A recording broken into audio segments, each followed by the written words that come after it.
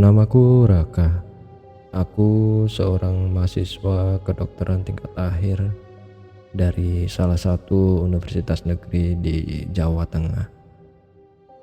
Sudah hampir 8 bulan aku menjalani masa koas atau pendidikan profesi di rumah sakit umum daerah yang cukup tua dan bersejarah. Rumah sakit ini sudah berdiri sejak zaman penjajahan Belanda, dan banyak bagian bangunan yang masih mempertahankan struktur aslinya. Jujur, saat pertama kali ditempatkan di sini, aku cukup antusias karena selain belajar ilmu medis secara langsung dari para dokter senior, aku juga selalu penasaran dengan sisi-sisi tersembunyi dari rumah sakit. Apalagi aku ini termasuk orang yang sensitif lah. Beberapa kali aku mengalami hal-hal yang tidak bisa dijelaskan secara logika.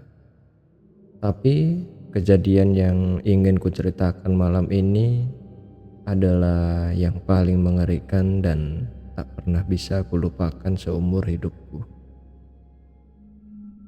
Di minggu ketiga rotasi bedah, aku ditugaskan shift malam mendampingi dokter jaga di ruang operasi. Malam itu cukup lengang, tidak ada kasus yang emergensi dan kebanyakan pasien sudah tertangani sejak sore. Aku memutuskan berkeliling, sekedar mencari udara segar dan mungkin menambah catatan logbook harian. Ya, buat sekedar tambahan laporan di dalam jurnalku. Di ujung lorong lantai 3, aku menemukan sebuah pintu besi besar, tertutup rapat dengan tulisan cat semprot. Tulisan itu berbunyi, "Disegel, tidak boleh masuk." Aku bertanya-tanya tentang tulisan itu. Di bawah tulisan itu juga samar terlihat cat lama yang bertulisan "Ruang Operasi 3B". Rasa penasaranku naik. Seorang perawat senior yang sedang merapikan troli melihat arah pandangku, lalu berkata lirih tanpa menoleh, "Jangan deket-deket situ ya mas, itu ruang kebakaran, udah lama gak dipakai." "Loh, kenapa emang mbak?" tanyaku penasaran. "Dulu ada konsleting alat operasi, katanya api cepat menyebar dan 3 orang, 2 dokter dan 1 perawat gak sempat keluar. Mereka terjebak di dalam waktu operasi berlangsung." Seketika aku terdiam, tapi dalam hati rasa ingin tahuku justru semakin besar. 3 hari setelahnya aku kembali jaga malam. Sekitar pukul 1.30 dini hari, listrik tiba-tiba padam. Ya, kurang lebih selama beberapa menit. Saat nyala kembali, aku melihat layar CCTV di Nurse Station yang biasanya menampilkan 4 ruang aktif. Salah satunya menampilkan gambar hitam putih ruangan dengan meja operasi.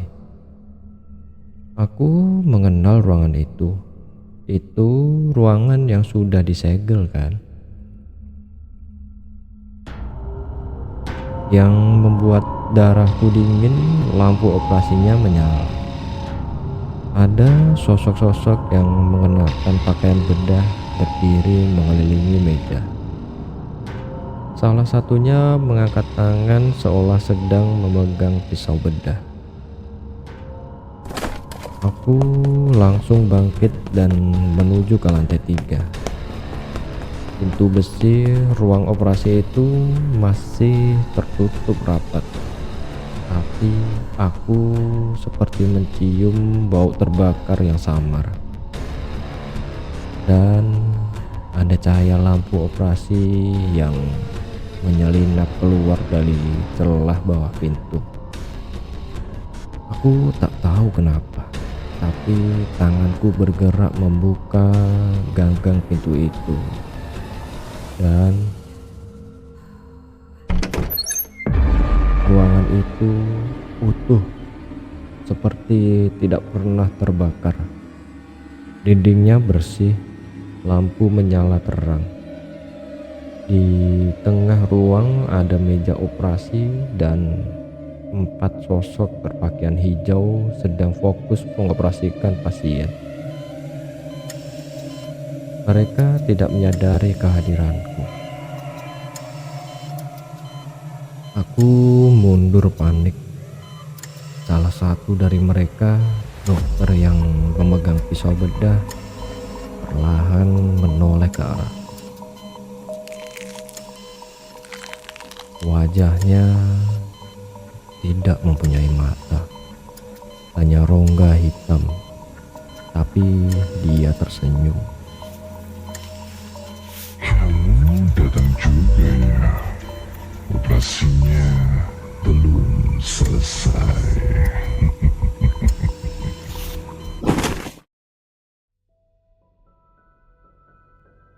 Lampu tiba-tiba padam. Aku terbangun di bangsal. Katanya aku pingsan di depan ruang operasi lama itu. Saat diperiksa CCTV, tidak ada yang menyala. Tidak ada ruangan itu di dalam daftar sistem. Ruangannya tetap gelap. Tapi aku tahu ada yang kulihat. Sejak malam itu aku tak pernah berani melewati lorong lantai 3 sendirian. Dan anehnya, setiap tanggal 14 aku selalu mimpi berada di ruang operasi itu, dengan tubuhku di meja dan mereka masih melanjutkan operasi yang katanya belum selesai. Entah sampai kapan. Sudah beberapa minggu sejak kejadian itu, aku mencoba menjalani rutinitas seperti biasa. Berpura-pura semua baik-baik saja, tapi tubuhku berkata lain. Tiap kali aku bangun tidur, bagian dadaku terasa nyeri, seperti ada luka terbuka. Suatu pagi aku mengecek di depan cermin dan kulihat seperti ada bekas sayatan lurus di dadaku, panjang seperti bekas operasi. Tapi aku tak pernah menjalani operasi apapun.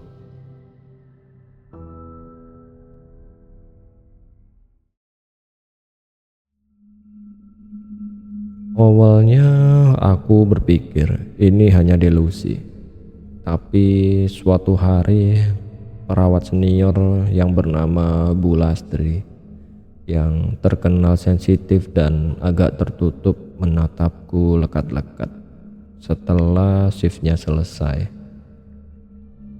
"Mas Raka, kamu udah lihat ya?" Aku pura-pura bingung. Tapi dia hanya mengangguk pelan dan berkata, "Yang datang ke ruang itu biasanya bawa tanda, Mas. Ada laporan kebakaran singkat, tapi yang membuatku merinding, dalam daftar korban ada 3 nama dokter dan 1 perawat. Tapi 1 nama lainnya hanya ditulis dengan inisial RA Raka. Inisialku Raka. Aku yakin ini bukan suatu kebetulan. Aku bertanya ke kepala bagian arsip, Pak Wito, seorang pria tua yang sudah bekerja sejak RS ini masih disebut RS. Saat kutunjukkan catatan itu, ia mendadak pucat. Tangannya gemetar, lalu dia berkata, "Mas, kamu harus pergi sebelum mereka menyelesaikan yang belum selesai 20 tahun lalu." Sejak malam itu, mimpi-mimpiku semakin jelas. Aku selalu berada di meja operasi, tapi yang ganjil, tiap mimpi posisi alat-alat operasi semakin lengkap, seperti memang benar-benar sedang beroperasi. Dalam satu mimpi, aku mendengar mereka berbicara. Waktu itu dia belum cukup umur, tapi sekarang waktunya sudah datang.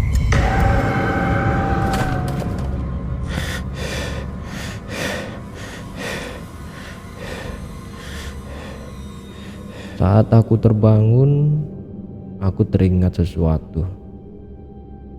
Ibuku pernah bilang, dulu aku lahir prematur dan sempat ditinggalkan sebentar di rumah sakit sebelum dibawa pulang. Dan rumah sakit itu adalah RS tempat aku koas sekarang. Seketika semuanya menyatu di kepalaku. Bagaimana jika aku pernah dioperasi di ruang itu? Mungkin waktu itu aku diselamatkan, tapi operasi itu belum selesai. Dan sekarang mereka ingin menyelesaikannya. Aku mendatangi Bu Lastri. Aku ingin tahu semua yang ia tahu. Ia membawa aku ke ruang kecil tempat para perawat lama biasa beristirahat. Di sana ia menunjukkan foto tua. 4 orang berpakaian bedah berdiri di ruang operasi 3B. Wajah mereka kabur, tapi satu sosok mirip sekali dengan diriku. Yang di foto itu pasien terakhir mereka sebelum kebakaran. Katanya lahir prematur, Mas. Tidak punya identitas, ditemukan di ruang bersalin. Sendirian, mereka ingin menyelamatkan dia, tapi ruangannya terbakar. Bu Lastri memegang bahuku erat dan berkata, "Mungkin mereka pikir kamu adalah dia, Mas, dan mereka ingin kamu kembali." Malam itu aku merasa tubuhku berat, sangat berat, seolah tak bisa bergerak saat kulihat ke sekeliling. Aku sudah berada di ruang operasi 3B, lengkap, bersih dan terang. 4 dokter itu berdiri, salah satunya menoleh ke arahku tersenyum. Akhirnya kamu siap. Aku ingin menjerit, tapi suaraku hilang. Tanganku seperti diikat. Tubuhku tak bisa digerakkan. Pisau bedah itu diangkat, lalu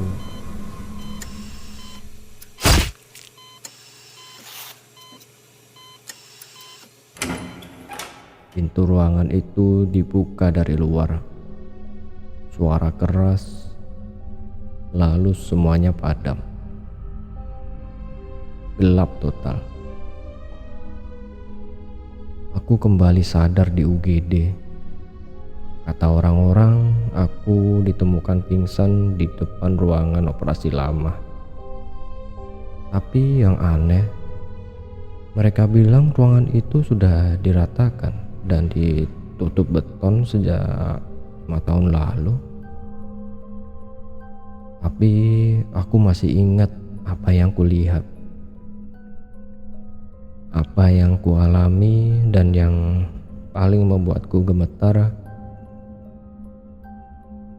setiap tanggal 14 malam bekas luka di dadaku terbuka sedikit dan mimpi itu kembali. Katanya operasi itu belum selesai dan aku hanya bisa berharap mereka tidak memanggilku kembali.